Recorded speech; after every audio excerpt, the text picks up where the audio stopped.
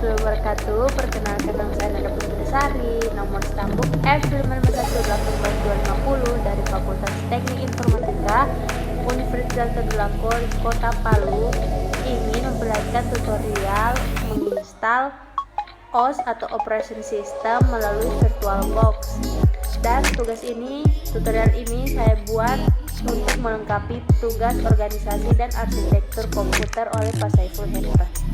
Jadi buat teman-teman, kakak-kakak, adik-adik sekalian, kalau ingin tahu, tonton aja terus. Jadi pertama-tama buka terlebih dahulu aplikasi VirtualBox. Jika belum ada, kamu bisa download dari website resminya. Setelah terbuka, buat mesin virtual baru dengan klik tombol New atau bisa melalui menu Machine New atau juga bisa menggunakan tombol kombinasi Ctrl+N. Akan muncul jendela baru. Di sini kamu bisa diminta untuk mengisi nama mesin virtual yang akan dibuat serta type sistem operasi yang akan digunakan nantinya. Setelah mengisi nama dan type OS, klik Next untuk melanjutkan. Kemudian, atur kapasitas RAM yang akan diberikan untuk mesin virtual. Karena kita akan menginstal Windows 7, saya menyarankan untuk menggunakan kapasitas sebesar 1024 MB. Klik Next untuk melanjutkan.